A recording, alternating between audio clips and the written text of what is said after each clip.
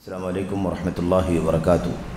الحمدللہ رب العالمین والصلاة والسلام علی اشرف الانبیاء والمرسلین نبینا محمد وعلی آلہ واصحابہ اجمعین وبعد۔ جدید مناہج کی حقیقت کا آج کا جو سیشن ہے ہمارے سامنے، وہ اللہ کی توفیق سے سوال نمبر 45 ہے اور یہ کتاب کے صفحہ نمبر 268 پر ہے۔ صفحہ نمبر 45 کا سوال کیا ہے اور اس کا جواب کیا ہے، شیخ صالح فوزان حافظ اللہ کے یہاں، اسے انشاءاللہ تبارک و تعالی ہم پڑھیں گے۔ آئیے دیکھتے ہیں کہ سوال نمبر 45 کیا ہے۔ کہتے ہیں، کیا علماء کرام پر نوجوانوں اور عوام الناس کے سامنے حزبیت، فرقہ واریت اور مختلف گروہ بندیوں کی سنگینی بیان کرنا واجب ہے؟ آپ دیکھیں کہ یہ بھی خود اپنے آپ میں ایک منہج سے متعلق سوال ہے۔ یہ سوال بھی منہج سے متعلق ہے کہ صحیح منہج کے مقابلے میں جو باطل مناہج ہیں، جو بہت سارے فرقے ہیں، بہت ساری ایسی پارٹیاں ہیں جو کسی خاص نظریے سے، کسی خاص رخ پر چلتی ہیں اور اسے فالو کرنے والے اسی کے پابند ہوتے ہیں۔ ان کا جو قائد ہوتا ہے یا ان کا جو اغوا اور پیشوا ہوتا ہے، اس کے جو اپنے افکار ہوتے ہیں، اس کے نظریات ہوتے ہیں، جن چیزوں یا جن مقاصد کے پیش نظر وہ اپنا فرقہ یا وہ اپنا حزب یعنی اپنی پارٹی بناتا ہے، اس مقصد کے لیے ہم نے یہ فارم کیا ہے، یہ پارٹی بنائی ہے یا یہ فرقہ بنایا ہے یا یہ دھڑا بنایا ہے، یا مثال کے طور پر اس نام سے ہم نے یہ کام شروع کیا ہے، اسی کو اس کے ماننے والے فالو کرتے ہیں۔ اسی کی نشر و اشاعت کے لیے اس کی کتابیں ہوتی ہیں، اسی کی نشر و اشاعت کے لیے اس کی تقریریں ہوتی ہیں، اور اسی رخ پر، اسی نظریے پر ساری کوششیں، ساری سرگرمیاں چلتی ہیں۔ اسی کو حزب کہا جاتا ہے کہ کتاب و سنت اور سلف امت کے مشن، موقف، منہج اور ہدف اور ٹارگٹ کو چھوڑ کر کے اس کے مخالف کسی رخ پر چلنا اور اسی کے لیے ساری سرگرمی، ساری ایکٹیویٹی کرنا، اس کے خلاف جو بھی ہے اس کو اپنا دشمن سمجھنا، اس کے موافق جو ہے اسی کو اپنا دوست ماننا، اسی سے ہمدردی رکھنا، اسی کو اپنا سمجھنا، اس کے خلاف جتنے لوگ ہیں ان سب کا بائیکاٹ کرنا، اسی کو حزب کہتے ہیں اور اسی رویے کو حزبیت کہتے ہیں۔ تو یہ خود اپنے آپ میں منہج کا ایک سوال ہے کہ غیر منہجی جو فرقے ہیں، جو ٹکڑے ہیں، جو دھڑے ہیں، جو سرگرمیاں ہیں، ان کی سنگینی، ان کی خطرناکی، ان کی برائی، ان کی مذمت کیا بیان کرنا امت کے علماء پر واجب ہے کہ وہ عوام کے سامنے اس کو واضح کریں، طلبہ کے سامنے واضح کریں، جو مبتدی طلبہ ہیں، چھوٹے طلبہ جو نہیں جانتے ہیں کہ اس کی حقیقت کیا ہے، ان کی جو ظاہری سرگرمیاں ہیں، ایکٹیویٹیز ہیں، اسی کو سن کر کے، اسی کو دیکھ کر کے اسی کے پیچھے بھاگنا شروع کر دیتے ہیں۔ تو کیا اس مقصد کے پیش نظر علماء کی ذمہ داری ہے، علماء پر واجب ہے کہ وہ لوگوں کو بتلائیں کہ یہ فرقہ، اس کے اندر یہ منہجی فساد ہے، یہ دھڑا ہے، یہ اس رخ پر چلتا ہے، اس کا نظریہ یہ ہے، اس کی فکر یہ ہے، اس کے عقیدے کے اندر یہ بگاڑ ہے، اس کے راستے میں یہ بگاڑ ہے، یہ کس انٹینشن اور تھنکنگ کے ساتھ، کس نظریے کے ساتھ کام کر رہا ہے، اس سے آگاہ کرنا کیا علماء پر واجب ہے؟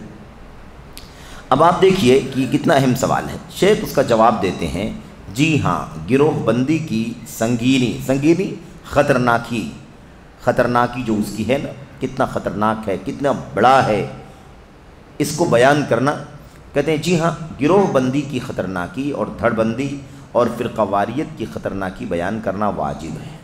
یہ کیا ہے؟ واجب ہے، دین کے واجبات میں سے ایک واجب ہے۔ اور اسی لیے اب کوئی کہہ سکتا ہے کہ کیا اللہ کے نبی صلی اللہ علیہ وسلم کے صحابہ نے کسی فرقہ واریت کو منع کیا ہے؟ کسی فرقہ واریت سے لوگوں کو آگاہ کیا ہے؟ بالکل آگاہ کیا ہے۔ فرقہ واریت سے، دھڑ بندی سے بھی لوگوں کو آگاہ کیا ہے، فرقہ بندی دھڑ بندی کے افراد جو ہوتے ہیں ان افراد سے بھی آگاہ کیا ہے، اس کے جو قائدین ہوتے ہیں، اس کے جو فاؤنڈرز ہوتے ہیں، جو بڑے نام ہوتے ہیں، ان سب کی خطرناکی سے ہمارے اسلاف نے امت کو آگاہ کیا ہے، ڈرایا ہے۔ نبی کریم صلی اللہ علیہ وسلم نے بھی ڈرایا ہے، لیکن اس وقت اللہ کے نبی کے سامنے صحابہ کرام کے بیچ میں کوئی فرقہ واریت چونکہ نہیں تھی، کوئی دھڑبندی نہیں تھی، کوئی حزبیت نہیں تھی، کوئی الگ رخ اور کوئی الگ نظریہ نہیں تھا جو سنت کے خلاف ہو۔ اس لیے آپ نے اس وقت اللہ کے نبی نے صحابہ کے درمیان کوئی چیز ہو، کوئی نام ہو جس نام کو آپ نے لے کر کے آگاہ کیا ہو، ایسا تو نہیں ہے کیونکہ وہ تھا ہی نہیں اس وقت، لیکن مستقبل میں آنے والے فرقوں سے، دھڑبندیوں سے، احزاب سے، نظریات سے اللہ کے نبی علیہ السلام نے آگاہ کر دیا ہے۔ اور صحابہ کرام نے جب ان کا دور آیا تو ان کے دور میں، ان کے بعد کے دور میں، آخری دور کا مطلب یہ ہے کہ اللہ کے نبی علیہ السلام کی وفات ہو گئی، حضرت صدیق اکبر رضی اللہ تعالیٰ عنہ کے دور میں کوئی ایسا فتنہ مسئلہ پیدا نہیں ہوا جس کی وجہ سے کوئی دھڑ بن گیا ہو، کوئی دھڑا وجود میں آ گیا ہو، اس کی نوبت نہیں آئی۔ بعد میں عمر بن خطاب کا زمانہ آیا، کوئی ایسی نوبت نہیں آئی۔ عثمان غنی رضی اللہ تعالیٰ عنہ کا دور آیا، اس وقت بھی ایسا مسئلہ نہیں تھا۔ مسائل تھے اس معنی میں کہ لوگ مختلف انداز کی برائیاں کر رہے تھے، مختلف انداز کی باتیں کر رہے تھے خلیفہ وقت کے خلاف، لیکن ایسا کوئی کھل کر کے نہیں آیا تھا کہ ہم کہیں کہ یہ فرقہ بن چکا تھا اور اس فرقے سے لوگوں کو آگاہ کرنا ضروری تھا۔ لیکن جیسے ہی حضرت عثمان غنی رضی اللہ تعالیٰ عنہ کی شہادت ہوئی اور بلوائیوں نے، رافضیوں نے اور عبداللہ بن سبا کے پروردہ لوگوں نے، اس کے پرستاروں نے، اس کے رخ پر چلنے والوں نے، اس کے حامیوں نے عثمان غنی رضی اللہ تعالیٰ عنہ کو ظالمانہ قتل کر دیا، وہ مظلومانہ قتل کیے گئے۔ ان لوگوں نے ظلم کیا آپ رضی اللہ تعالیٰ عنہ کے اوپر۔ اس کے بعد سے صحابہ کرام نے لوگوں کو آگاہ کرنا شروع کر دیا، یہ دیکھو یہ ایسے لوگ ہیں، یہ دیکھو یہ ایسے لوگ ہیں، انہوں نے اللہ کے نبی کے صحابی کے ساتھ ایسا سلوک کیا ہے۔ تو یہ بہت ہی بنیادی چیز ہے، یاد رکھنے کی چیز ہے کہ جب یہ چیز آئی تو وضاحت کے ساتھ لوگ کہنے لگے۔ اب خارجیت کا جب فتنہ آیا تو باقاعدہ صحابہ کرام نے ایسے لوگوں سے امت کو آگاہ کیا، اس نظریے والوں سے لوگوں کو آگاہ کیا۔ نبی کریم صلی اللہ علیہ وسلم کے دور میں وہ شخص جس کو ہم لوگ خارجیت کی بنیاد سمجھتے ہیں، اس کا تذکرہ تو آیا تھا، ذوالخویسرہ یمانی نام کا وہ آدمی تھا جس نے نبی کریم صلی اللہ علیہ وسلم کے سامنے یہ بات کی تھی کہ آپ نے مال غنیمت کو تقسیم کرنے میں عدل و انصاف سے کام نہیں لیا ہے، اس لیے آپ عدل و انصاف سے کام لیں۔ اعدل یا محمد فإنک لم تعدل، اے محمد آپ عدل و انصاف سے کام لیجئے کیونکہ آپ نے انصاف سے کام نہیں لیا ہے۔ یہ جب بات آئی تھی تو اللہ کے نبی علیہ السلام نے سرسری طور پر آگاہ کر دیا تھا۔ عمر بن خطاب رضی اللہ تعالیٰ عنہ نے فرمایا کہ کیا میں اسے قتل نہ کر دوں، مجھے اجازت دیجیے میں اسے قتل کر دوں؟ تو اللہ کے نبی علیہ السلام نے فرمایا تھا نہیں، اسے قتل مت کرو، اس کے خاندان سے، اس کی نسل سے ایسے لوگ پیدا ہوں گے جس کی یہ حالت ہوگی، ان کے قرآن کی تلاوت کو دیکھ کر کے تم حیران ہو جاؤ گے، ان کی نمازوں کو دیکھ کر کے حیران ہو جاؤ گے، ان کے روزوں کو دیکھ کر کے حیران ہو جاؤ گے، اور ان کی عبادتوں کے مقابلے میں تم اپنی قرآن کی تلاوت، اپنی نماز، اپنے روزوں کو حقیر سمجھو گے۔ اور اسی وجہ سے ان کے چہروں پر سجدے کے نشان دکھائی دیتے تھے کیونکہ لمبی لمبی وہ نمازیں پڑھنے والے تھے، لیکن ان سب کے باوجود وہ خارجیت کی راہ پر چل رہے تھے اور ولی امر اور حاکم وقت کے خلاف بغاوت کرنا ان کا میرے بھائیوں رویہ تھا۔ تو اس وقت نبی کریم صلی اللہ علیہ وسلم نے سرسری طور پر آگاہ کر دیا تھا کہ ایسا ایسا مستقبل میں آئے گا۔ تو آپ نے آگاہ کیا، آپ کے صحابہ نے آگاہ کیا، صحابہ کرام کے بعد تابعین نے آگاہ کیا۔ آئے گی بات جس کے اندر اس بات کی وضاحت ہے، فلاں شخص سے آگاہ رہنا، چوکنا رہنا، کیونکہ یہ شخص قدری ہے، تقدیر کا منکر ہے، معبد جوہنی سے بچ کر کے رہنا، فَإِنَّهُ كَانَ قَدَرِيًّا، کیونکہ وہ تقدیر کا منکر ہے۔ آگاہ کیا، قدریہ ایک فرقہ ہے اور معبد جوہنی تقدیر کے انکار کرنے والوں میں سے ایک معروف نام ہے، شروعات ہی وہیں سے ہوئی ہے۔ جن لوگوں نے تقدیر کے انکار کرنے کا کام بصرہ کے علاقے میں سب سے پہلے کیا وہ کون لوگ تھے؟ وہ یہی معبد جوہنی جیسے لوگ تھے۔ اور ایسے ہی کسی نے کہا، حسن بصری ہی نے کہا، میرے بھائیوں احذروا فتنۃ معبد الجوہنی، کیوں؟ فتنے معبد جوہنی کے فتنے سے چوکن نہ رہو، فإنہ ضال مضل، اس لیے کہ وہ خود گمراہ ہے اور دوسروں کو گمراہ کرنے والا ہے۔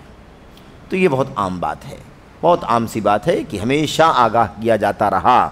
اور اس کے بعد کے دور میں اگر آپ تابعین کے بعد کے دور میں دیکھیں گے تو میرے بھائیو حضرات محدثین کرام نے، حضرت امام احمد بن حنبل نے، امام بخاری نے اور دیگر بڑے بڑے ائمہ نے باقاعدہ مستقل کتابیں لکھی ہیں فرقوں کے فتنوں سے امت کو آگاہ کرنے کے لیے، مستقل کتابیں، الرد علی المنطقیین، الرد علی الجہمیین، الرد علی الجہمیہ کے نام سے مستقل کتابیں آپ کو ملیں گی، ایک دو کتابیں نہیں، علماء نے لکھا ہے کہ سینکڑوں کی تعداد میں کتابیں لکھی گئی ہیں۔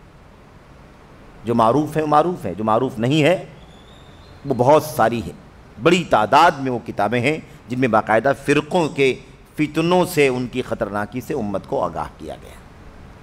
اچھا، تو بات یہ ہو گئی، کہتے ہیں کہ فرقہ واریت کی خطرناکی بیان کرنا واجب ہے تاکہ لوگوں کو بصیرت اور آگاہی ہو سکے۔ یہ اس پہلو کا، دین کے اس پہلو کا ایک حصہ ہے جس کو ہم نہی عن المنکر کہتے ہیں۔ بہت سارے لوگ ہم کو، آپ کو ملیں گے جو کہیں گے کہ بھائی آپ کیوں کسی کا نام لے کر کے یا کسی شخصیت کا نام لے کر کے، کسی فرقے کا نام لے کر کے آپ کیوں بات کرتے ہیں؟ آپ کیوں خاموش نہیں رہتے؟ صرف آپ حق بیان کیوں نہیں کرتے؟ یہ صحیح ہے یہ کرو، یہ صحیح ہے یہ کرو، یہ صحیح ہے یہ کرو، ایسا ہی کیوں نہیں کرتے؟ اسی پر کیوں نہیں اکتفا کرتے؟ آپ کو کیا ضرورت ہے کہ آپ منفی انداز میں، یعنی نگیٹو بھی پہلو کو لائیں اور کہیں یہ حق کے خلاف فلاں ہے، ان سے بچ کر کے رہنا، یہ فرقہ غلط ہے، یہ فرقہ غلط ہے، اس فرقے کے افکار، نظریات اور مناہج کے اندر فساد ہے، ان سے آگاہ رہنا، آپ کو یہ بولنے کی کیا ضرورت ہے؟ تو یہ تو وہی بات ہو گئی کہ بھلائی کا حکم دو اور برائی سے مت روکو۔ امر بالمعروف، بھلائی کا حکم دینا بھی واجب ہے اور منکر سے روکنا بھی واجب ہے، دونوں دین ہے۔ وَيَأْمُرُونَ بِالْمَعْرُوفِ وَيَنْهَوْنَ عَنِ الْمُنْكَرِ كُنْتُمْ خَيْرَ أُمَّةٍ أُخْرِجَتْ لِلنَّاسِ تَأْمُرُونَ بِالْمَعْرُوفِ وَتَنْهَوْنَ عَنِ الْمُنْكَرِ وَتُؤْمِنُونَ بِاللَّهِ۔ اللہ تبارک و تعالیٰ نے امت کو بھلائی کا حکم دینے کا بھی حکم دیا ہے اور منکر سے، ممنوع سے، غلط سے، باطل سے آگاہ کرنا، منع کرنے کا بھی اللہ تبارک و تعالیٰ نے حکم دیا ہے۔ یہ دونوں دین کا بنیادی حصہ ہے، دین کا ستون ہے۔ لَتَأْمُرُنَّ بِالْمَعْرُوفِ وَلَتَنْهَوُنَّ عَنِ الْمُنْكَرِ، تمہیں ضرور بالضرور بھلائی کا حکم دینا ہے اور تمہیں ضرور بالضرور منکر سے، گناہ سے، برائی سے روکنا ہے۔ اگر تم ایسا نہیں کرو گے لَيُوشِكَنَّ اللَّهُ أَن يَبْعَثَ عَلَيْكُمْ عِقَابًا مِّنْ عِنْدِهِ تدعونه فلا يستجیب لكم وتستنصرونه فلا ينصركم۔ اگر تم ایسا نہیں کرو گے تو خطرہ ہے، اندیشہ ہے، بلکہ قریب ہے کہ تمہاری یہ حالت ہو جائے کہ تم اللہ سے دعا کرو تو اللہ تمہاری دعائیں نہ سنے، دعائیں قبول نہ کرے، اور تم اللہ تبارک و تعالیٰ سے مدد مانگو تو اللہ تبارک و تعالیٰ تمہاری مدد نہ کرے۔ اتنا خطرناک مسئلہ ہے۔ تو منکر سے روکنے کا ایک واضح کام یہ بھی ہے کہ وقت کے ایسے باطل پرستوں سے، یعنی جن کی مناہج درست نہیں ہے، ان لوگوں کے باطل منہج سے لوگوں کو آگاہ کیا جائے، ڈرایا جائے۔ یہ ہماری اور آپ کی ذمہ داری ہے، جس کی جو حیثیت ہے اس حیثیت سے وہ کام کرے۔ خاص طور پر علماء کا تذکرہ یہاں پر پوچھا گیا ہے کہ کیا علماء کرام پر اور نوجوانوں اور عوام الناس کے سامنے، عوام اور نوجوانوں کے سامنے یہ جو فرقہ واریت کے فتنے حزبیت کے، اس سے آگاہ کرنا واجب ہے کہ نہیں؟ تو یہ بہت ہی بنیادی چیز ہے میرے بھائیوں۔ تو اگر کوئی یہ کہتا ہے کہ اس کی کیا ضرورت ہے تو اسے یہ بتانا ہے کہ آپ کیا چاہتے ہیں۔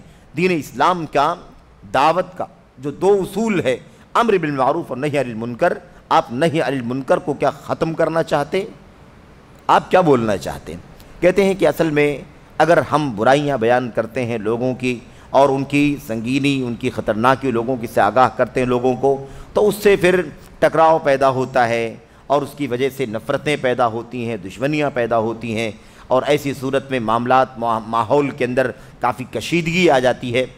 اس لیے بہتر یہ ہے کہ بس اپنا کام کرو، اچھائی بتاؤ، اور کسی کی برائی بولنے کی کیا ضرورت ہے، لوگوں کو آگاہ کرنے کی کیا ضرورت ہے۔ تو میرے بھائیوں، اس کا مطلب یہ ہوتا ہے کہ ماحول کشیدہ ہوتا ہے اور آپس میں اختلاف بڑھ جاتا ہے اور لوگوں کے اندر لوگوں میں نفرت کا ماحول پیدا ہوتا ہے، تو اب کیا کریں؟ سب سے بڑا منکر تو شرک ہے، تو کیا شرک سے منع نہ کریں؟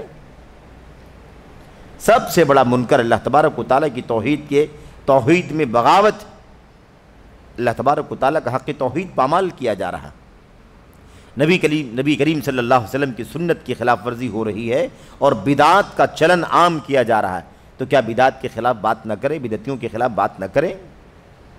کیا کہنا چاہتے ہیں لوگ؟ بھائی حق ہے، باطل ہے، ایک دوسرے کی ضد ہے، تو ٹکراؤ تو آلریڈی ہے، اندھیرا ہے، اجالا ہے، ٹکراؤ تو ہے، دھوپ ہے، چھاؤں ہے۔ قرآن کریم میں ان سب کی مثال اللہ تبارک و تعالیٰ نے بیان فرمائی ہے باقاعدہ، کہ کیا دھوپ اور سایہ برابر ہو سکتا ہے؟ کیا اندھیرا اجالا برابر ہو سکتا ہے؟ حق اور باطل دونوں ایک جیسے ہو سکتے ہیں؟ نہیں ہو سکتے۔ اس لیے بہت طے بات ہے کہ اختلاف ہے ہی، اختلاف بڑھے گا کیا؟ ہمیں چاہیے کہ ہم اس کی فکر نہ کریں کہ اختلاف آئے گا، اختلاف ہے تو آئے گا ہی آئے گا۔ نبی کریم صلی اللہ علیہ وسلم نے توحید کی دعوت دی اور توحید کے مقابل میں شرک سے لوگوں کو آگاہ کیا، تو لوگوں نے یہی کہا کہ یہ آدمی کشیدگی پیدا کر رہا ہے، باپ بیٹے میں اختلاف کر رہا ہے، میاں بیوی میں اختلاف پیدا کر رہا ہے، بھائی بہنوں میں دوریاں پیدا کر رہا ہے، کنبے قبیلے کے اندر انتشار پیدا کر رہا ہے، اس لیے یہ آدمی اچھا نہیں ہو سکتا ہے۔ میرے بھائیوں، یہ بہت خطرناک الزام ہے اللہ کے نبی محمد الرسول اللہ صلی اللہ علیہ وسلم کی دعوت کے اوپر۔ آپ اگر کسی کو توحید کا راستہ دکھاتے ہیں تو آپ سے بڑا محسن اور آپ سے بڑا ہمدرد اس آدمی کا کوئی نہیں ہو سکتا۔ یہ سوچ بدلنے کی ضرورت ہے، اور یہ منہجی فساد جو ہے نا، اس فساد کی اصلاح کرنے کی ضرورت ہے۔ یہ توحید کی دعوت دینا انتشار نہیں پیدا کرتا، بدعت سے آگاہ کرنا، شرک سے آگاہ کرنا انتشار نہیں پیدا کرتا، توحید سنت کی دعوت دینا، بدعت سے آگاہ کرنا انتشار پیدا نہیں کرتا، انتشار لگتا ہے، اس سے دشمنی پیدا ہوتی ہے، یہ ہم کو آپ کو دکھائی دیتا ہے، لیکن سب سے بڑی دشمنی کیا ہے؟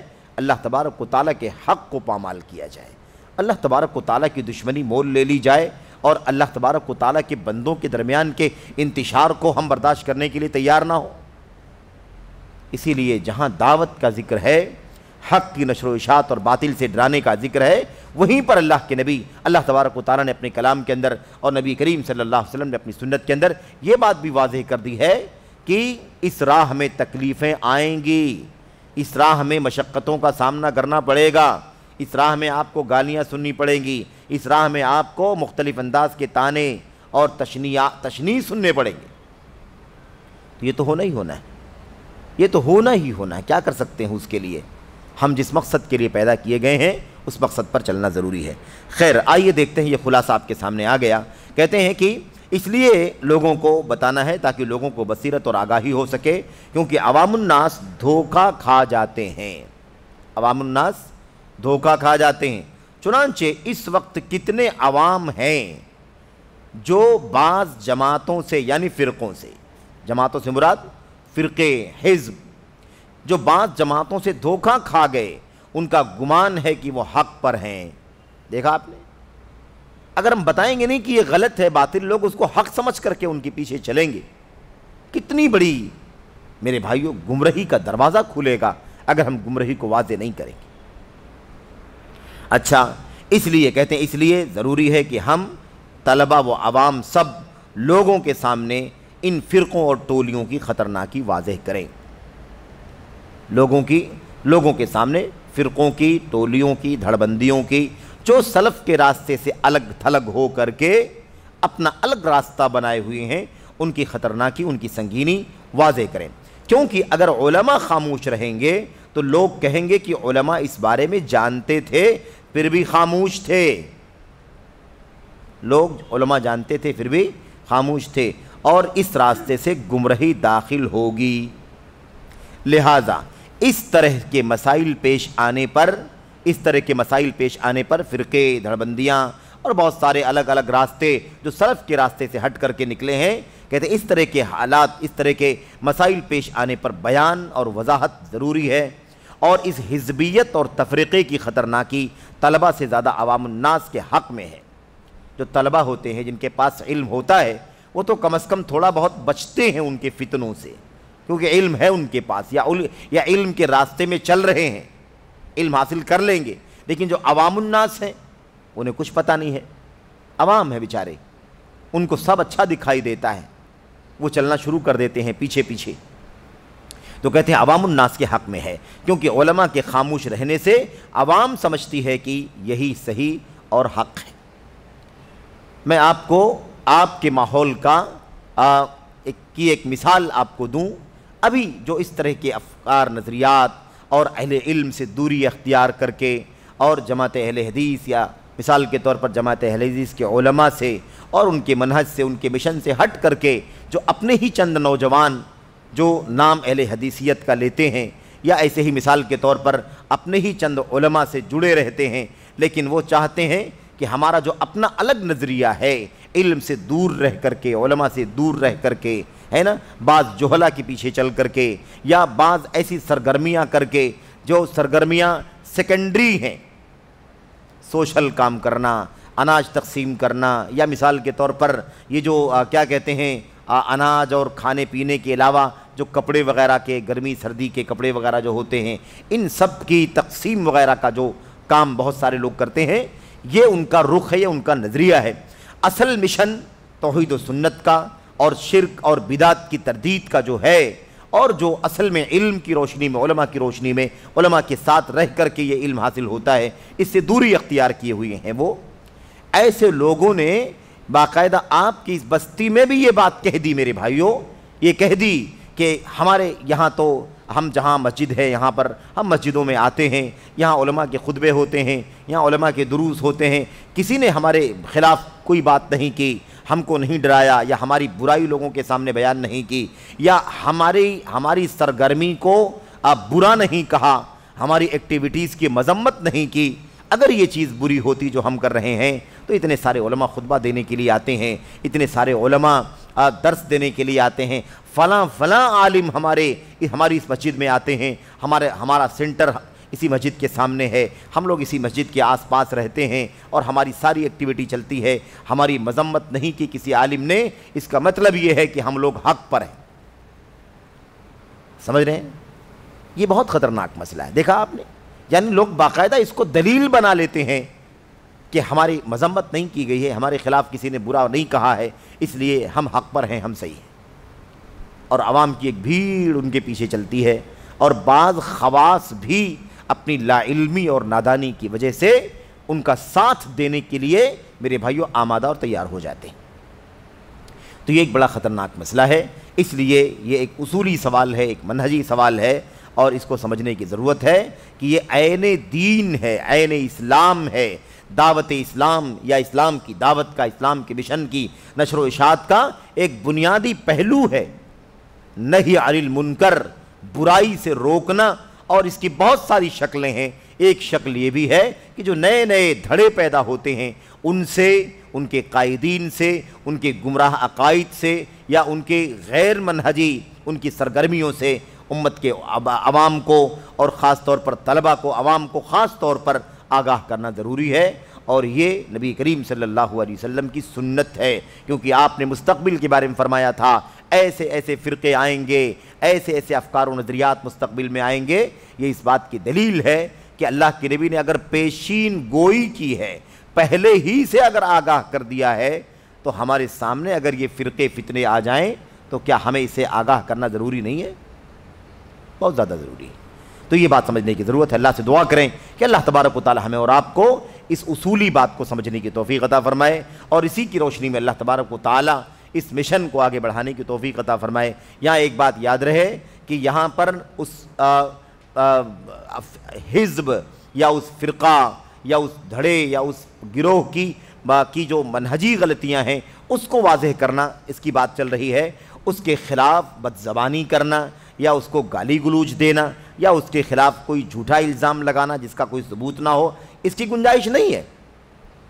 لیکن جو چیزیں ہیں اور واقعی اس سے امت کو آگاہ کرنا ضروری ہے تو یقیناً اہل علم کو، طلبہ کو اس سے آگاہ کرنا چاہیے، اپنے عوام کو خاص طور پر، اور ایسے ہی مبتدی طلبہ کو جو اس طرح کے فتنوں سے آگاہ نہیں ہوتے اور ظاہری چیز کو دیکھ کر کے ان کے پیچھے چلنا شروع کر دیتے ہیں۔ تو اللہ تبارک و تعالی ہمیں اور آپ کو امر بالمعروف کے ساتھ ساتھ نہی عن المنکر کے اس فریضے کو سمجھنے کی اور اس کے مطابق عمل کرنے کی توفیق عطا فرمائے، آمین یا رب العالمین۔ تو یہ ہمارے سامنے ایک سوال تھا، سوال نمبر 45 اور اس کا جواب، جس کا سرسری تذکرہ آپ کے سامنے آ گیا۔ اس وقت ہمارے سامنے ایک دوسرا سوال بھی ہے، سوال نمبر 46 ہے۔ یہ سوال کیا ہے اور اس کا جواب کیا ہے یہ بھی آپ کے سامنے آ جائے، اور اس کے بعد پھر انشاءاللہ تبارک و تعالی مزید اگلے سوالات بھی بڑے اہم ہیں، بہت بنیادی ہیں، اس کا بھی تذکرہ آپ کے سامنے آئے گا۔ سوال نمبر 46 میں، اور یہ کتاب کے صفحہ نمبر 269 پر ہے، سوال ہے فٹ بال وغیرہ کے مقابلے یعنی ٹورنامنٹ دیکھنے کا کیا حکم ہے؟ فٹ بال یہ بطور مثال ہے، یہ بطور مثال، ایسا نہیں ہے کہ فٹ بال ہی کا حکم بیان کیا جا رہا ہے۔ فٹ بال کا ذکر اس لیے آ گیا کیونکہ عربوں کے یہاں، عرب ممالک میں کھیل کود میں سب سے زیادہ معروف کھیل فٹ بال مانا جاتا ہے، اور اسی بارے میں وہاں سوال کیا گیا ہے، ورنہ یہ سوال کسی بھی کھیل سے متعلق ہو سکتا ہے، کوئی بھی کھیل ہو سکتا ہے۔ تو فٹ بال وغیرہ کے مقابلے یعنی ٹورنامنٹ دیکھنے کا کیا حکم ہے؟ دیکھنے کی بات چل رہی ہے، اور دیکھنا یہ ایک مثال ہے، جیسے فٹ بال بطور مثال ہے ایسے ہی دیکھنا بھی کیا ہے؟ بطور مثال ہے۔ اگر کوئی دیکھے نہیں بلکہ کھیلے، ہے کہ نہیں، یا کھلوائے مثال کے طور پر، یہ ساری چیزیں اس کے اندر شامل ہے۔ ایسا نہیں کہ دیکھنے سے ہی متعلق یہ مسئلہ ہے، دیکھنے کے بارے میں سوال کیا گیا اس لیے دیکھنے کا سوال یہاں پر بیان کیا گیا ہے، ورنہ دیکھنا اور ایسے ہی خود کھیلنا یا لوگوں کو کھلوانا، اس کی سرپرستی کرنا، اس کے اندر کسی بھی حیثیت سے میرے بھائیوں انوالو رہنا مستقل طور پر ساتھ میں، یہ تمام کی تمام چیزیں اس کے اندر شامل ہیں۔ جواب میں شیخ صالح فوزان کہتے ہیں انسان کا وقت بڑا قیمتی ہے۔ انسان کا وقت کیا ہے؟ انسان کا وقت بڑا قیمتی ہے، اسے ٹورنامنٹ دیکھنے میں ضائع نہ کرے، کیونکہ یہ اسے اللہ کے ذکر سے غافل کر دے گا، اور ہو سکتا ہے اسے اس کا دیوانہ بنا دے اور وہ مستقبل میں اسپورٹس کا ماہر یا کھلاڑی بن جائے، اور نتیجہ یہ ہو کہ وہ اہم اور نفع بخش کام سے نکل کر فضول اور لغو کام میں لگ جائے۔ اللہ تبارک و تعالیٰ کا دین زندگی کے ہر گوشے میں ہماری رہنمائی کرتا ہے، چاہے ہمارے سامنے کوئی چیز ابھی موجود ہو یا موجود نہ ہو، مستقبل میں آنے والی ہو، اس کی بھی رہنمائی اللہ تبارک و تعالیٰ کا دین کرتا ہے۔ اسی لیے اب قیامت تک کوئی دین آنے والا نہیں ہے۔ یہ اللہ تبارک و تعالیٰ کا دین، دین اسلام اور سلف امت کا راستہ، قیامت تک آنے والے تمام کے تمام مسائل جو پیدا نہیں ہوئے ہیں، پیدا ہوں گے مستقبل میں، جس کا علم اللہ تبارک و تعالیٰ کو ہی ہے، اس کی رہنمائی کرنے کے لیے اللہ تبارک و تعالیٰ کا دین کیا ہے؟ کافی۔ دیکھا آپ نے ٹورنامنٹ، اللہ کے نبی صلی اللہ علیہ وسلم کے زمانے میں، ظاہر ہے کہ کھیل کود تو ہر زمانے میں رہے ہیں، لیکن اس طرح جو کھیل اس وقت چل رہا ہے اور باقاعدہ اس کے لیے ایک نظام بنا ہوا ہے، بلکہ نظام ہی نہیں بلکہ میرے بھائیوں بلکہ بڑے بڑے ادارے اس کے لیے بنے ہوئے ہیں، بڑے بڑے کلب بنے ہوئے ہیں، بڑے بڑے اسٹیڈیم بنے ہوئے ہیں، اور اس کے پیچھے ملینز میں پیسے خرچ کیے جاتے ہیں۔ یہ جو پورا نظام، ایک پوری نظام کیا، پورا ایک انڈسٹری کا مسئلہ ہے میرے بھائیوں، ایک اسپورٹ کی، کھیل کود کی ایک انڈسٹری دنیا کے اندر ہے، اور جس کے اندر ایک بڑی تعداد لگی ہوئی ہے۔ تو یہ گرچہ اللہ کے نبی صلی اللہ علیہ وسلم کے زمانے میں اس حیثیت سے، اس شکل میں نہیں تھا، لیکن اللہ کے نبی علیہ السلام نے اس حوالے سے رہنمائی فرما دی ہے۔ تو ہمیں شیخ صالح فوزان نے جو جواب دیا ہے وہ جواب بڑا اہم ہے، بڑا قیمتی ہے۔ اسلام کے اندر کھیل کود جس میں جسمانی ورزش ہو، ہے نا، جس میں انسان کی انسان کی جسم کو، انسان کی صلاحیت کو طاقت ملتی ہو، قوت ملتی ہو، مضبوطی اس کے اندر آتی ہو، سمجھ رہے ہیں؟ ایسے کھیلوں کو اسلام کے اندر حلت اور جواز کا درجہ حاصل ہے۔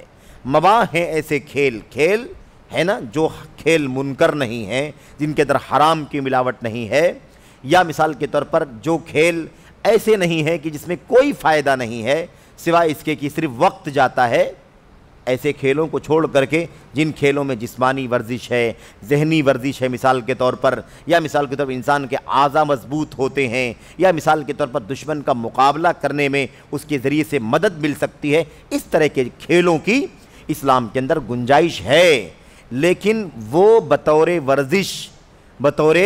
ورزش کے، بطور جسمانی مضبوطی کے حاصل کرنے کے لیے اسلام کے اندر مباح اور جائز ہے، ٹھیک ہے، جب تک اس کے اندر کوئی منکر نہ ہو۔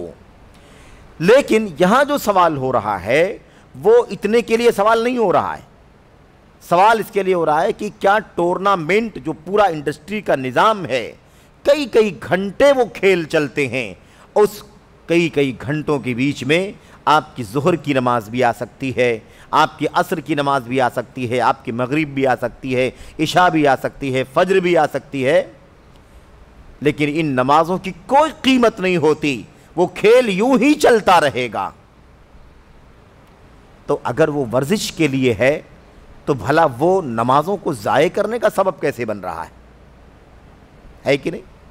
اس کا مطلب یہ ہے کہ اب وہ اپنے دائرے سے نکل کر کے باہر جا رہا ہے، اپنے دائرے سے نکل کر کے باہر جا رہا ہے۔ ورنہ اگر ہم ورزش کرنے کے لیے نکلیں آدھا گھنٹہ ہے نا، اس سے کم زیادہ اگر ہم ورزش کریں، جیسے کہ اللہ کے نبی صلی اللہ علیہ وسلم کی حدیثوں میں آیا ہوا ہے، تیر اندازی وغیرہ کرنے کی مشق کرنا، یا گھڑ سواری وغیرہ کی مشق کرنا مثال کے طور پر، یا اس طرح کے اور جو بھی کھیل تھے، اس کی گنجائش، لیکن جیسے ہی اذان ہو تو سب بند، وضو کرو اور اللہ تبارک و تعالیٰ کی عبادت کے لیے مسجد میں حاضر ہو جاؤ، کیونکہ ظاہر ہے کہ ہم کھیل کے لیے پیدا نہیں کیے گئے، کھیل ہدف نہیں بن جانا چاہیے، کھیل ٹورنامنٹ اسپورٹ یہ ہمارا مقصد نہیں بن جانا چاہیے، بس یہ کیا ہے، یہ دائرے میں رہنا چاہیے، اللہ تبارک و تعالیٰ کے دین کے، اسلام کے مباح دائرے میں رہنا چاہیے۔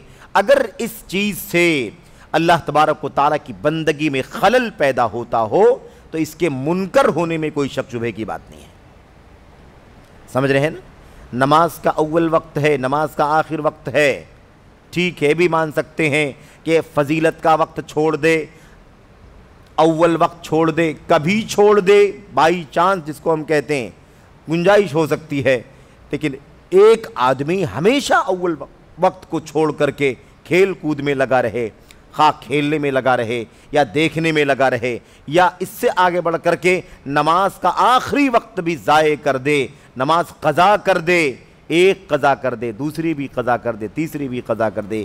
میرے بھائیوں، ہم اللہ تبارک و تعالیٰ کی بندگی کے لیے پیدا کیے گئے ہیں، اس لیے اگر یہ حالت ہمارے کھیلوں کی ہو جائے، ٹورنامنٹس کی ہو جائے، مقابلوں کی ہو جائے، تو اس کا مطلب یہ ہے کہ یہ چیزیں کیا ہو جاتی ہیں، پھر اللہ تبارک و تعالیٰ کے دین میں سراسر منکر اور حرام کے دائرے میں آتی ہیں۔ نماز ضائع کر کے کوئی کھیل حلال نہیں ہو سکتا، نمازوں کو ضائع کر کے کوئی بھی، کتنا بھی اس کے اندر ورزش کا پہلو ہو، مباح کھیل ہو اپنے آپ میں، لیکن اس سے نماز ضائع ہو رہی ہے، اس لیے وہ کیا ہے، وہ منکر ہے۔ نماز چھوڑ کر کے نہیں کھیلنا ہے، آپ نماز اذان سے پہلے تک کھیلیں، اور اذان ہو تو آپ مسجد میں چلے جائیں، کوئی مسئلہ نہیں۔ ایک بات، دوسری بات، وہی مشغلہ نہیں ہو جانا چاہیے، کیونکہ انسان کی زندگی میں کھیل کی حیثیت بہرحال ورزش کی ہے۔ علم حاصل کرنا کتنی بڑی قیمتی چیز ہے، حلقات درس میں بیٹھنا کتنی اہم چیز ہے، اہل علم کی مجلسوں میں شرکت کرنا کتنی بنیادی چیز ہے، انسان کو اپنا تقوی، انسان کی اپنی للہیت، انسان کی اپنی نیکی، انسان کا اپنا کار خیر، انسان کا اپنا فرض، انسان کا اپنا نفل، اس کے پیچھے اس کا وقت لگنا چاہیے۔ یہ ایک جزوی طور پر جسمانی ورزش، تاکہ اسی جسمانی طاقت کے ذریعے سے ہم نمازوں کو پڑھنے میں مدد حاصل کر سکیں، اس کے ذریعے سے ہمیں قوت پیدا ہو تو ہم میدان کارزار میں، میدان جہاد میں مقابلہ کرنے کی طاقت رکھ سکیں۔ اس حیثیت سے، یا کسی کمزور کا ڈیفنس کر سکیں، کسی کمزور کی مدد کر سکیں، کسی کمزور کسی بوڑھے کا بوجھ اٹھا سکیں، اس مقصد کے لیے اس کھیل کود کی شریعت کے اندر مباح کی حیثیت ہے، حلال ہے۔ اس کے آگے بڑھ کر کے اگر کوئی شخص اسی کو ٹارگٹ بنا لے، کوئی چیز کو ہدف بنا لے، یا اس کے ذریعے سے نمازوں کو ضائع کرے، تو یہ پھر انسان کے لیے خطرناک ہے۔ شیخ صالح فوزان کے جواب میں دو باتوں پر خاص طور پر دیکھیے حاشیہ لگا ہوا ہے، اسے ہمیں پڑھ لینا ہے تاکہ اس کے ذریعے سے یہ بات اچھی طرح سے واضح ہو جائے۔ شیخ نے کیا کہا؟ انسان کا وقت بڑا قیمتی ہے، انسان کا وقت بڑا قیمتی ہے۔ اس کا مطلب کیا ہے؟ ہمیں اس وقت کو ضائع نہیں کرنا ہے، ضائع نہیں کرنا ہے۔ حاشیہ نمبر 1 میں دیکھیں، مسلمان کے لیے ضروری ہے کہ اپنے وقت کی حفاظت کرے، اپنے اوقات اور اپنی عمر کو اللہ کے ذکر، اپنی عمر اور اپنے اوقات کو اللہ کے ذکر یعنی اللہ کو یاد کرنے، عبادت و بندگی کے کام کرنے، اللہ کی اطاعت اور علم نافع کے حصول میں صرف کرے۔ یہ ذمہ داری ہے بھائی، یہ ذمہ داری ہے۔ علم کا حصول سب سے زیادہ قیمتی چیز ہے۔ اگر آدمی علم حاصل کرنے کے بجائے کھیل کود میں اپنا وقت لگا دے تو آپ بتائیے کہ ایک اتنی بڑی چیز کو ضائع کر کے ایک معمولی چیز کو لینے والا بن رہا ہے کہ نہیں بن رہا ہے؟ یہ اس صورت میں جب فرائض کو ضائع نہ کر رہا ہو، نمازوں کو ضائع نہ کر رہا ہو، اور اگر نماز کو ضائع کر کے کھیل کر رہا ہے تب تو بہت بڑا منکر کام کر رہا ہے۔ سمجھ رہے ہیں؟ یہ بنیادی چیز ہے۔ کہتے ہیں کہ اللہ کی اطاعت اور علم نافع کے حصول میں صرف کرے۔ ہمیں نبی کریم صلی اللہ علیہ وسلم کی وہ حدیث یاد رکھنی چاہیے جو آپ نے ایک شخص کو نصیحت کرتے ہوئے فرمائی تھی۔ آپ نے کیا فرمایا تھا؟ اغتنم خمسا قبل خمس، شبابک قبل حرمک، وصحتک قبل سقمک، وغناک قبل فقرک، وفراغک قبل شغلک، وحیاتک قبل موتک۔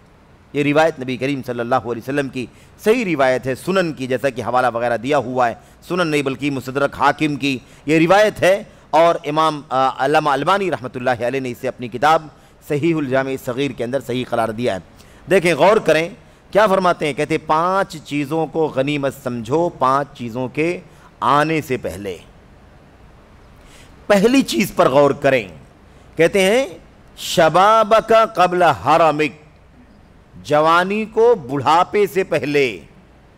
کھیل کے جتنے کام ہیں، چاہے وہ فٹ بال جس کا نام لیا گیا ہو وہ کھیل ہو، یا ہمارے ہاں کرکٹ کا جو کھیل ہے وہ ہو، یا ہاکی ہے، یا مثال کے طور پر والی بال ہے، ٹینس وغیرہ، کوئی بھی جتنے بھی کھیل ہو سکتے ہیں، ان تمام کھیلوں کے اندر ایک چیز مشترک ہے، اور وہ ہے جوانی۔ کیا ہے وہ؟ جوانی۔ اسی لیے ایک عمر کے بعد یا تو لوگ ریٹائرمنٹ لے لیتے ہیں، اور یا تو جو اس کا ادارہ ہے کھیل کا وہ خود انہیں سبکدوش کر دیتا ہے کہ نہیں؟ تو گویا کہ جوانی کا جو سب سے کریم ٹائم ہے، سب سے زیادہ قیمتی مرحلہ ہے انسانی زندگی کا، اسے انسان کہاں لگا رہا ہے؟ کھیل کود میں، اسپورٹس میں، ساری انرجی وہاں ضائع کر رہا ہے، لگا رہا ہے۔ اگر وہ نمازوں کی پابندی کرنے کے ساتھ کھیل ہی کو اپنا کام بنائے ہوئے ہے تو بھی خطرناک ہے، کیونکہ اس کی جوانی کا قیمتی وقت جا رہا ہے جو زیادہ سے زیادہ اللہ کی عبادت، اطاعت، بندگی اور علم کے حصول میں لگنا چاہیے۔ سمجھ رہے ہیں نا؟ یہ بنیادی مسئلہ۔ اور اگر فرائض ضائع ہو رہے ہیں تب تو منکر ہے، تب تو وہ کیا ہے؟ وہ کھیل منکر ہے، کیونکہ وہ نمازوں کو ضائع کرنے کا سبب بن رہا ہے۔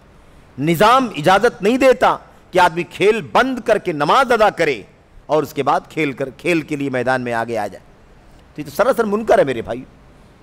اللہ تبارک و تعالیٰ نے ہمیں اور آپ کو اپنی بندگی کے لیے پیدا کیا ہے، کھیل کے لیے پیدا نہیں کیا ہے۔ یہ ہمیں بنیادی بات سمجھنی ہے۔ تو پہلی ہی بات دیکھیے، جوانی کو بڑھاپے سے پہلے غنیمت سمجھو، اور انسان کیا کر رہا ہے؟ جوانی کو ہی کھیل کود میں ضائع کر رہا ہے، اسے لگا رہا ہے۔ اس لیے صرف ورزش کی حد تک، جسمانی طاقت کے حصول کی حد تک انسان کو چاہیے کہ کچھ دیر کھیلے، کچھ دیر ورزش کے طور پر فائدہ اٹھائے، بس اس کے بعد اسے چاہیے کہ اپنا وقت زیادہ سے زیادہ اللہ کی عبادت، اطاعت اور علم کے حصول میں لگائے۔ دوسری چیز کیا کہتے ہیں؟ وہ صحتک قبل سقمک، اور اپنی صحت اور تندرستی کو بیماری سے پہلے۔ میرے بھائی کھیل کود کا جو نظام اس وقت دنیا میں چل رہا ہے اس میں فٹنس کو سب سے زیادہ اہمیت حاصل ہے۔ میڈیکل ڈپارٹمنٹ اس ادارے کا جو کھیل کا ادارہ ہے، انڈسٹری ہے، اس کا میڈیکل ادارہ پہلے فٹنس چیک کرتا ہے، اس کی صحت اچھی ہے کہ نہیں، اس کی طاقت اچھی ہے کہ نہیں، یہ مضبوط ہے کہ نہیں، اندرونی طور پر کوئی مرض تو نہیں ہے، کوئی معاملہ تو نہیں ہو جائے گا کھیل کے دوران۔ آپ بتائیے کہ کھیل کے لیے فٹنس چیک کیا جاتا ہے، کیا اللہ تبارک و تعالیٰ نے یہ صحت اور تندرستی کھیلنے کے لیے دی ہے؟ میرے بھائیو، المؤمن القوی خیر واحب الی اللہ من المؤمن الضعیف وفی کل خیر، اللہ کے نبی نے فرمایا ایک طاقتور مومن کمزور مومن سے اللہ تبارک و تعالیٰ کے ہاں بہتر افضل ہے، اور اللہ تبارک و تعالیٰ کے ہاں زیادہ محبوب ہے۔ وفی کل خیر، ہر مومن ایمان کی وجہ سے اس کے اندر خیر موجود ہے، لیکن ایمان کے ساتھ جس کے اندر طاقت ہے، قوت ہے نا، وہ کمزور کے مقابلے میں زیادہ محبوب ہے اللہ تبارک و تعالیٰ کو۔ تو آپ دیکھیں کہ آدمی کیا کر رہا ہے، آدمی صحت اور تندرستی کو کھیل میں ضائع کر رہا ہے، کھیل میں لگا رہا ہے۔ تیسری چیز، غنا کا قبل فقر، اپنی مالداری کو فقیری سے پہلے۔ آدمی مالدار ہوتا ہے اور اس کی قدر نہیں کرتا ہے، اللہ کی راہ میں اللہ کی رضا کے لیے مال خرچ نہیں کرتا، اللہ کے دین کی راہ میں مال خرچ نہیں کرتا، اللہ کی رضا اور خیر کی راہوں میں، وجوہ خیر میں خرچ نہیں کرتا، فرائض کے علاوہ زکوٰۃ واجب ہے تو اس کو تو دینا ہی دینا ہے، اس کے علاوہ خیر کے راستوں میں خرچ نہیں کرتا، جب وہ مالداری ختم ہو جائے گی، وہ فقیر اور محتاج ہو جائے گا، تو وہ حسرت اور افسوس کرے گا، کف افسوس ملے گا، کاش مال ہوتا تو اللہ کی راستے میں خرچ کرتا۔ تو اللہ نے اگر مالداری دی ہے، کشادگی دی ہے، تو اس کو غنیمت سمجھو، اللہ تبارک و تعالیٰ کی راہ میں اس مال کو خرچ کرو، ورنہ وقت چلا جائے گا اور تم فقیری میں آ جاؤ گے تو پھر حسرت کے سوا انسان کو کچھ حاصل نہیں ہوگا۔ اس کے بعد وہ فراغ کا قبل شغلک، چوتھا، خالی وقت کو مشغول ہونے سے پہلے۔ اللہ اکبر، یہ تو بڑا خطرناک مسئلہ ہے۔ آج وقت خالی ہے، فری ہے، تو ہم کو اس فری وقت کی قدر کرنی ہے، ایسا نہ ہو کہ بعد میں بزی ہو جائیں، مشغول ہو جائیں، تو ہم جو خیر کا کام، نیکی کا کام، علم کے حصول کا کام کرنا چاہتے ہیں، یا ایسے ہی مثال کے طور پر زیادہ سے زیادہ وقت اللہ تبارک و تعالیٰ کی رضا کی راہوں میں ہم خرچ کرنا چاہتے ہیں، تو آج ہمارے پاس وقت ہی نہیں، وقت نہیں، کیا کریں گے؟ جب وقت تھا تو ہم نے ضائع کر دیا، اور اب جب چاہتے ہیں کہ کام میں، نیک کام میں وقت لگائیں تو وقت ہی نہیں ہے۔ تو اگر ایک آدمی اپنے خالی وقت کو اگر کھیل کود کے حوالے کر دے تو میرے بھائیوں بتاؤ کہ وہ کتنی بڑی محرومی کا سودا ہوگا۔ کچھ دیر ورزش کے طور پر کھیلنا کوئی عیب کی بات نہیں، لیکن وہی مشغلہ بن جائے، کھیل کود ہی ہدف بن جائے، تو یہ چیز انسان کے لیے حد درجہ خطرناک ہے، اور انسان کو چاہیے کہ اپنے خالی وقت کی قدر کرے قبل اس کی کہ وہ بزی ہو جائے۔ اور آخری چیز، وہ حیات کا قبل موتک، اپنی زندگی کو موت سے پہلے۔ میرے بھائیوں، زندگی جو ملی ہے یہ اللہ تبارک و تعالیٰ کی طرف سے مستعار ہے، یعنی گویا کہ اللہ تبارک و تعالیٰ نے کچھ لمحے زندگی کے ہمیں دیے ہیں، ہمیں اس کی قدر کرنی چاہیے، اور خاص طور پر ہمیں پتہ نہیں ہے نا ہماری موت کب آ جائے گی، ہمیں نہیں معلوم ہے، تو جو زندگی کے لمحات مل رہے ہیں اس کی قدر کرنا ہے، اسے زیادہ سے زیادہ اللہ کی رضا میں، اللہ کی عبادت اور اطاعت میں اسے لگانا ہے، علم کے حصول میں لگانا ہے۔ یاد رکھیں، فرائض کے بعد سب سے زیادہ اہم کام علم کے حصول کی راہ میں لگے رہنا ہے، ورنہ علم کا حصول تو فرائض سے بھی پہلے ہے۔ اصل علم کیا ہے؟ فرائض سے بھی پہلے ہے، نماز سے پہلے علم کا حصول ہے، روزے سے پہلے علم کا حصول ہے کہ نہیں؟ توحید کا اقرار اعتراف کرنے سے پہلے علم کا حصول ہے۔ یہ وہ علم ہے جس کے بغیر چارہ ہی نہیں ہے۔ لیکن اگر اتنا علم آدمی کو ہے کہ وہ فرائض کو جانتا ہے، ایمان کو جانتا ہے، سنت کو جانتا ہے، توحید کو جانتا ہے، بدعت اور شرک کو جانتا ہے، اور فرائض کو جانتا ہے، تو فرائض کی ادائیگی کا علم اس کے پاس ہے، اس کے بعد آدمی کو نفل، کسی بھی نفل کام سے زیادہ اہم یہ بات سمجھنی ہے کہ علم کا حصول ہے۔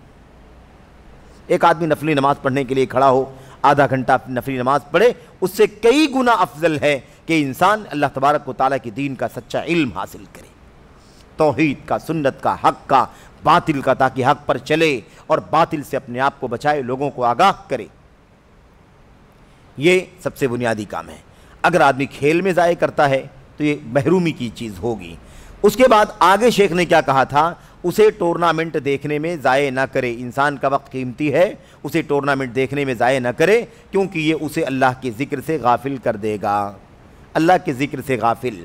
میرے بھائیوں، میرے بزرگوں اور ایسے ہی عزیزوں، نوجوان ساتھیوں، یہ ایک تجربے کی چیز ہے، مشاہدے کی چیز ہے، آنکھوں کے سامنے دیکھی ہوئی چیز ہے۔ ہم نے بھی دیکھا ہے، آپ نے بھی دیکھا ہے، اور آپ دیکھتے بھی ہیں، ہم بھی دیکھتے ہیں۔ آج بھی اگر کوئی ٹورنامنٹ چلتا ہے اور وہ 3 گھنٹے 4 گھنٹے 5 گھنٹے کا وقفہ اس میں لگتا ہے تو دیکھنے والوں میں واقعی جنون اور دیوانگی کی حد تک دلچسپی پائی جاتی ہے۔ وہ نماز کے لیے اٹھنا گوارا نہیں کرتا،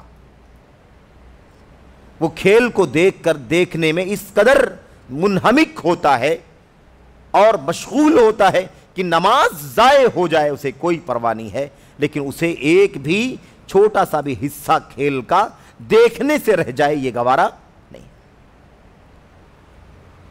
اس کی کیا گنجائش ہے اللہ تبارک و تعالیٰ کے دین میں؟ اس کی کیا حیثیت اللہ تبارک و تعالیٰ کے دین میں؟ ظاہر ہے کہ اس کی کوئی گنجائش نہیں میرے بھائیو۔ تو شیخ صالح فوزان کہتے ہیں کیونکہ یہ اسے اللہ کی ذکر سے غافل کر دے گا۔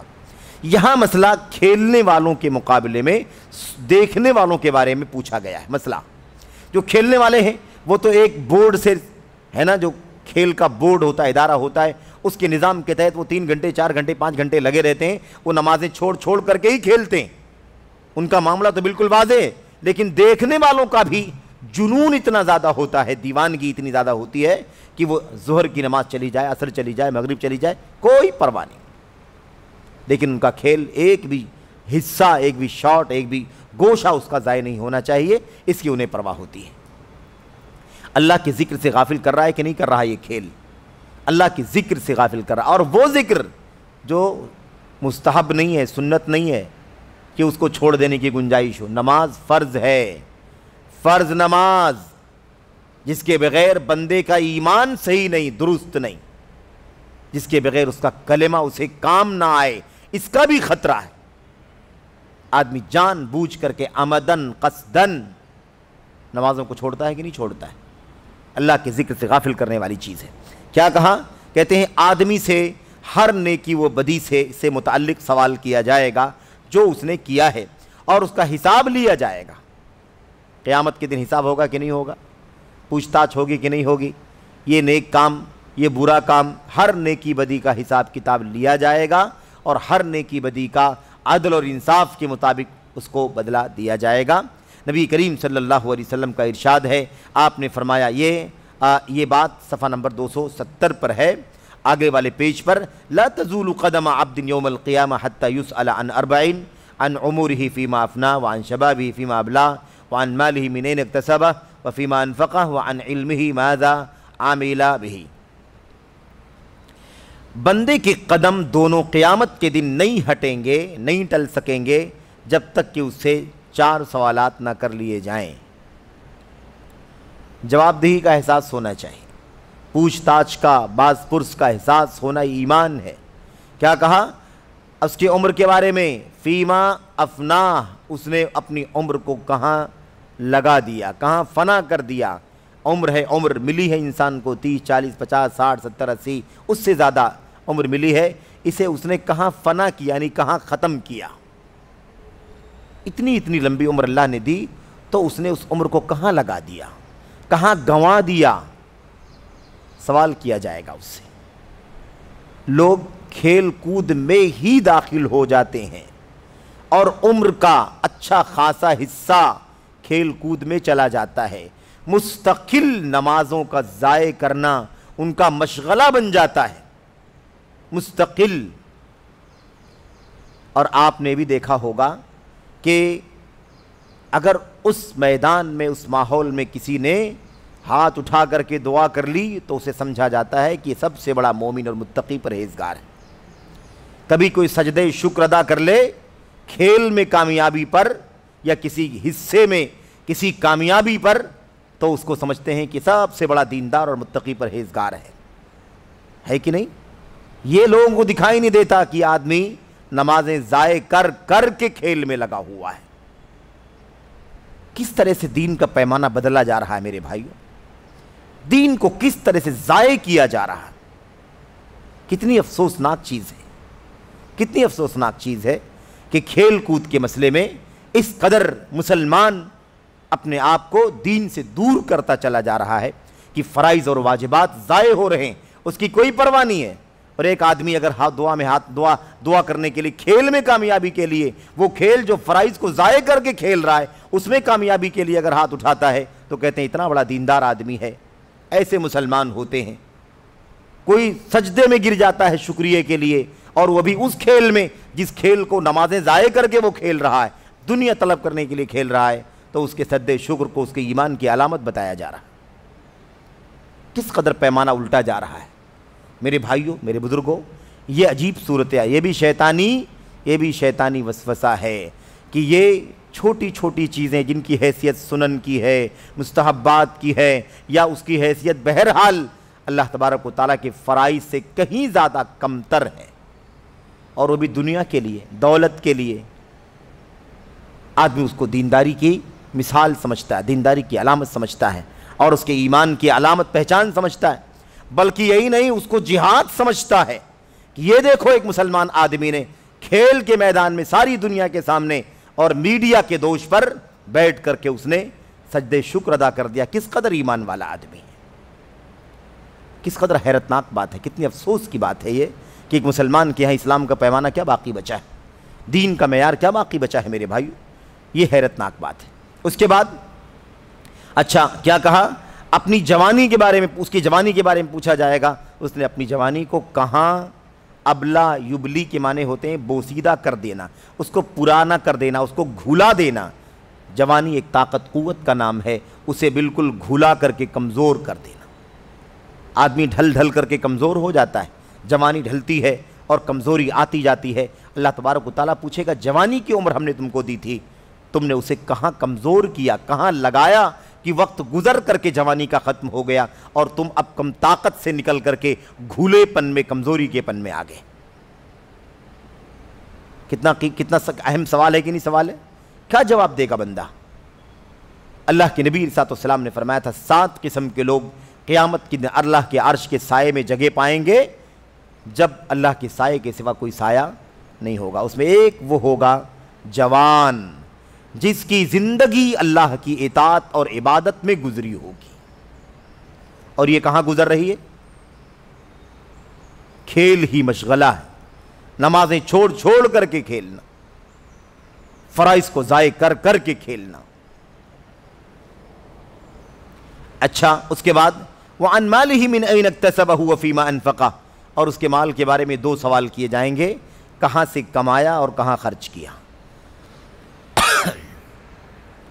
کھیل کے بارے میں یہ جو باتیں چل رہی ہیں یہ تو اپنی جگہ پر ہیں، اس کے علاوہ اور جو بہت سارے ملاحظات اور ریمارکس ہو سکتے ہیں کھیل کے اوپر، وہ اس کے علاوہ مزید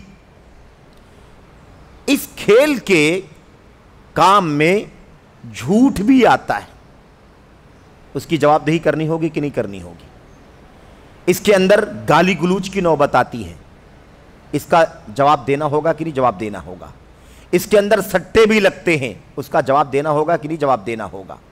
فکسنگ ہوتی ہے دنیا طلبی کے لیے، حرام معاملات کیے جاتے ہیں، اس کا جواب دینا ہوگا کہ نہیں دینا ہوگا۔